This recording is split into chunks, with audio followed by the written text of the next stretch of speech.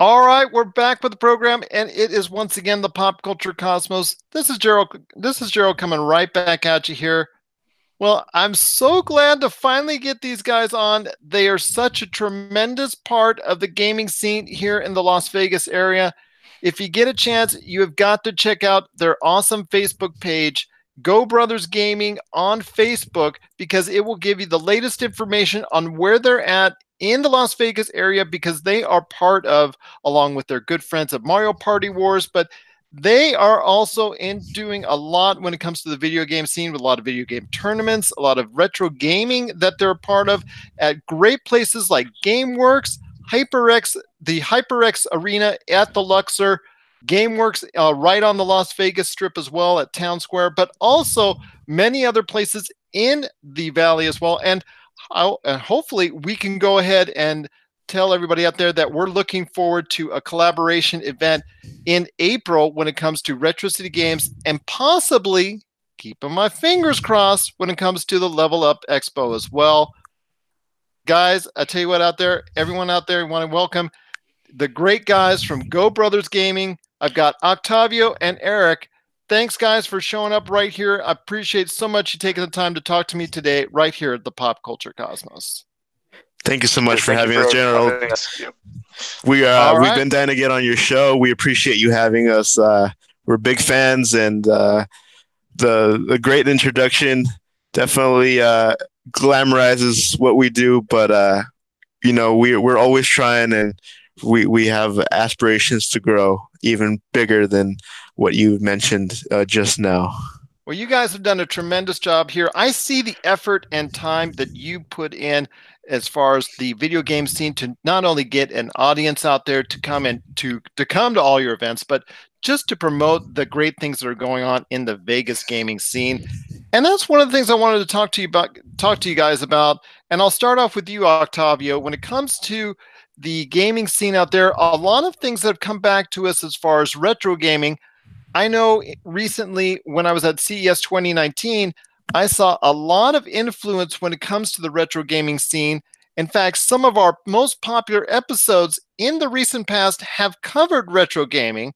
So I want to hear your thoughts first, Octavio, on the emphasis with retro gaming because of the fact that not only do you work with Go Brothers Gaming to collaborate in some of the events that emphasize retro gaming, but you're seeing it with a lot of gamers as well. Just that, a lot of the younger gamers, but old timers like me, but a lot of younger gamers are now trying to experience what it was like for a lot of gamers so long ago.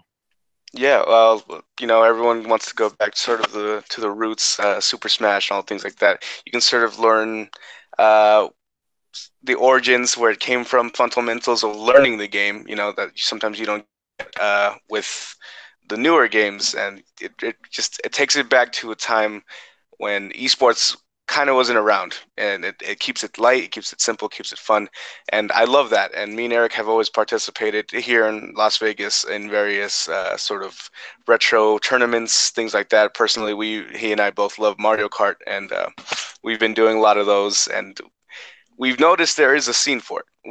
We love those guys. We all want to always get them involved however we can, and that's why we do what we do. In the long run, actually, retro games is really what got us going. And not only that, but the outreach I've seen recently, as you mentioned at CES. I unfortunately didn't have a chance to go, but they did have. You said there was a sort of showcase or something like that. And that's something I want to say and elaborate. I talked about it on the show previously with Josh, but in the past, when it comes to video games at CES 2019, it's taken a very smaller standpoint. It was tucked to the side in one of the south halls. It was kind of put to the back and really only given an emphasis when it comes to VR. That was given a little bit of a spotlight and people were interested in that. But once Microsoft pulled out with its entire spread that they used to have every year at CES, and they used to have Xbox as part of that, it seemed like there was such a de-emphasis on gaming.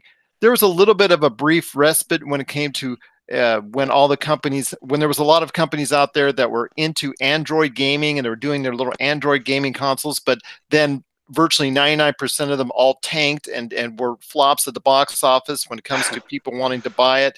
But it seems like there's a huge resurgence, and in the same South Hall where there was just so much of a smaller representation of the video game marketplace, it has now dominated the second floor of the South Hall marketplace with a lot of retro gaming from NX, Arcade One Up, My Arcade, and so many more outlets that were there that were just representing old school gaming in its highest form, and it was just a pleasure to see. Yeah, no, and it's very present now. You see the indie games. They have to mention a great platformer, Celeste. It's out right now. A lot of callbacks to 8, 16, and 32-bit games. A lot of them. Beat 'em ups, fighting games are taking the sort of back turned into what they used to be. And then more into the mainstream, Nintendo really taking lots of notes from their past selves. They're including Super Mario Odyssey. They have sort of the 64 actual as a skin, and not only that, but the controls mechanics. They're all just working beautifully together with what they used to be. Legend of Zelda also having a lot of callbacks because Nintendo's been around for a long time, and they kind of.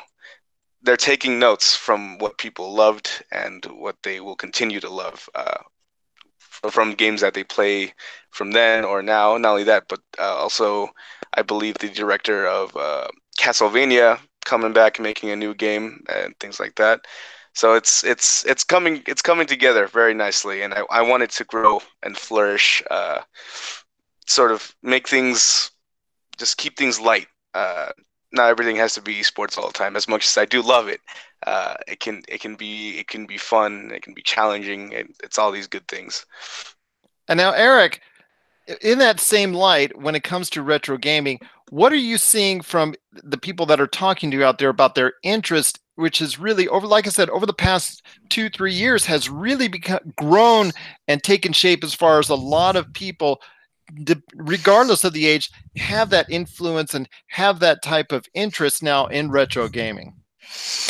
Well, Gerald, to be completely honest, the biggest feedback I've gotten, it all comes back to one thing, and it's social.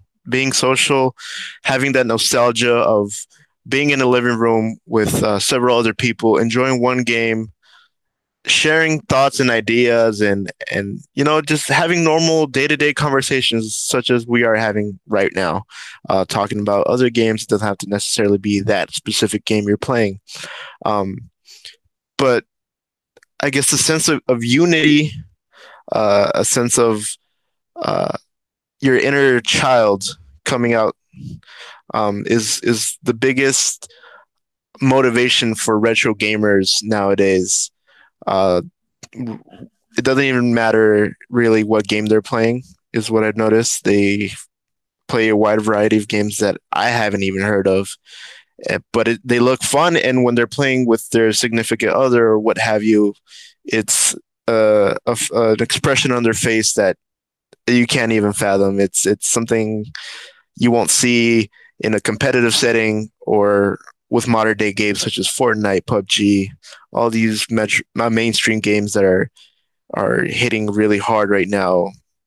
I believe those games mostly rely heavily on competition and earning money, which what we don't. It's not that we don't condone that type of scene, but we want to cater to all types of gamers, from novices to experts, people who casually play, who are competitive, but they're not completely invested in the game. People like that just love playing games, and that's really what it is. If you love playing games, if you love the retro scene, that's what we will always cater to.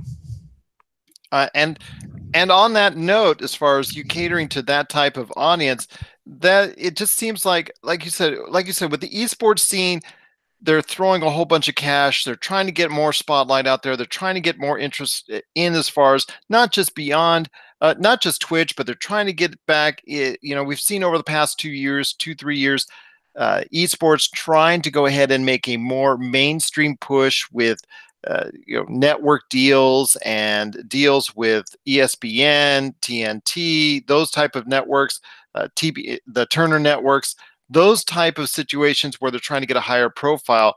But like you said, sometimes it comes down to the retro gaming scene that a lot of people take interest in. And that's something I want to ask you, Eric.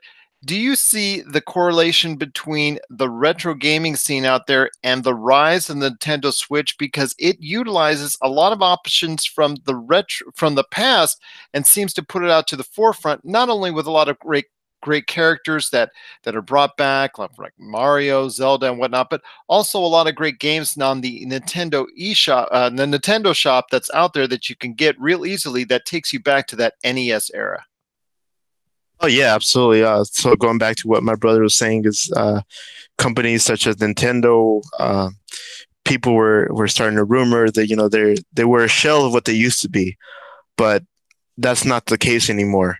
They've sat down, they've listened, they've done their research, and they've realized that a huge success of what their structure is retro gaming.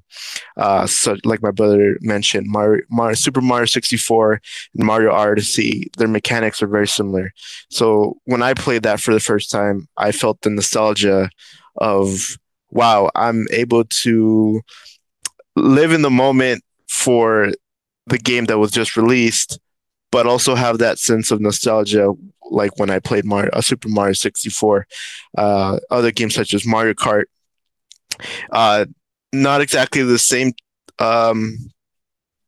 type of competition, but it still has the essence of how do I say this, of a colorful experience, full of items, different characters. Now they've gone more immersive with statistics of cars and all that.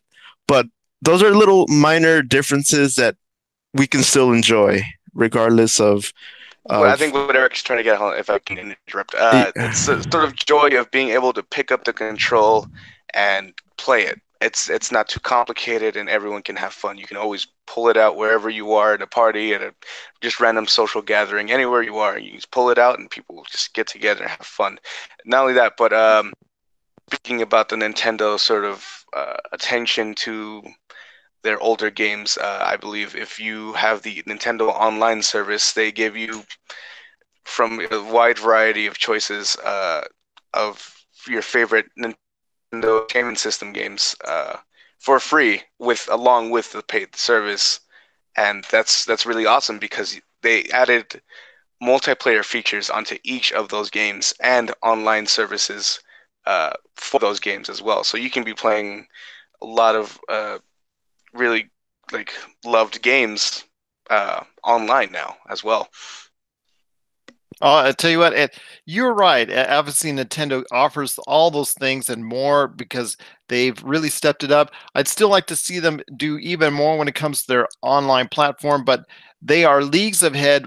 They are leagues ahead of what I used to bash them for when it comes to an online experience from what they were. And it's at a point now where it's decent enough where you can get by and go ahead and have a pleasant experience, especially like you said, with the callbacks to the NES games of the past, and you could see you're playing it, you're going through it, and you're experiencing those things. And that's the great thing about retro games is that when you're going ahead and playing a game from the past, there's no complicated storyline, there's no complicated mission structure, there is no contextual mission structure, there's no super long type of narration or super involved type of controls or anything you have to get into, but you just go down, you just go ahead and you just start it up and you play. That's the great thing about retro games and why they're so special to a lot of consumers out there.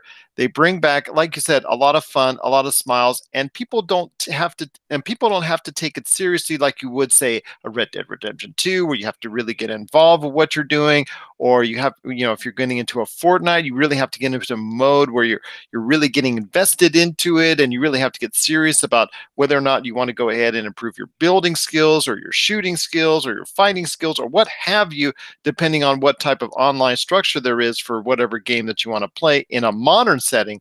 But when it comes to retro gaming, guys, it's just all about going down and having putting the quarter in or turning on the start button and having a lot of fun. And I know you guys are seeing that right now.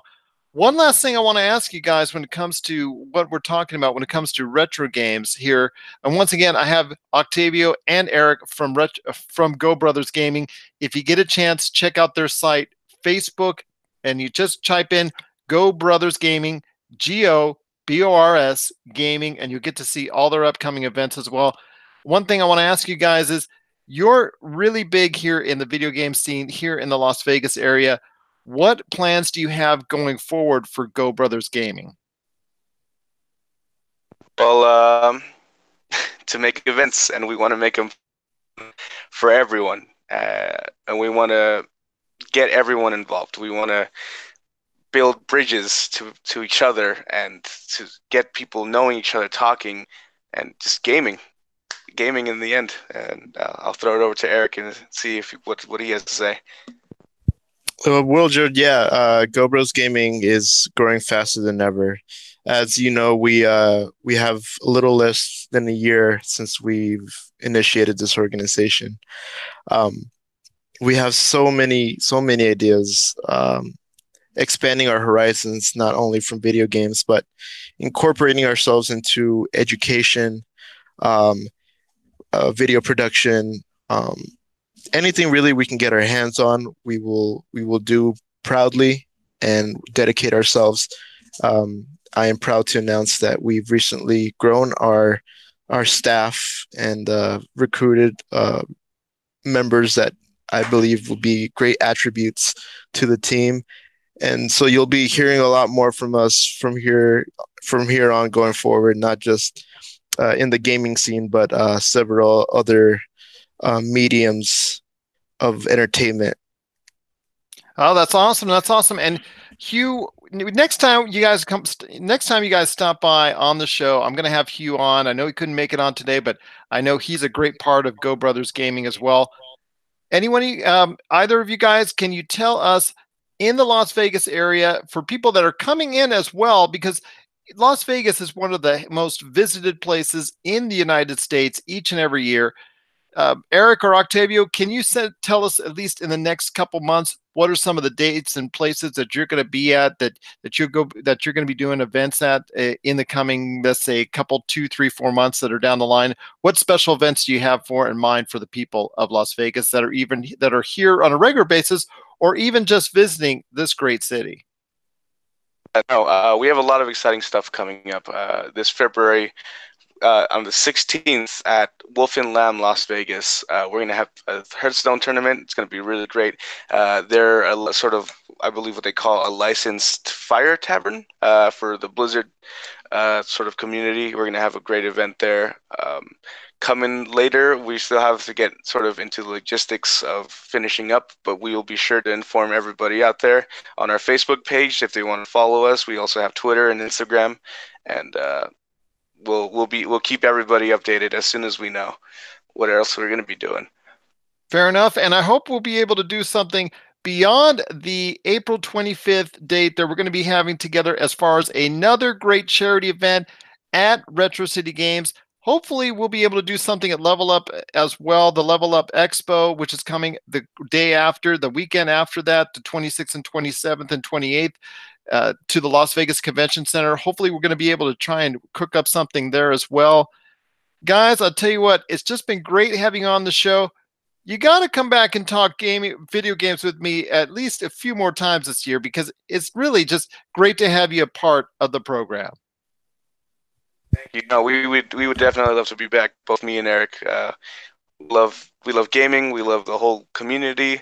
And if anybody's willing to talk to us outside of states or anything else like that, we'd love to just sit down and talk with them about anything else they would like to ask us questions about, or anything else.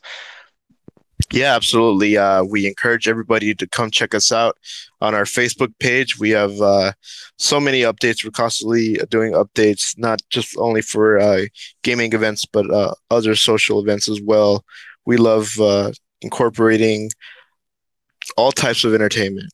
Go Bros Gaming is becoming more than just the gaming scene, and we're starting to see that a little bit with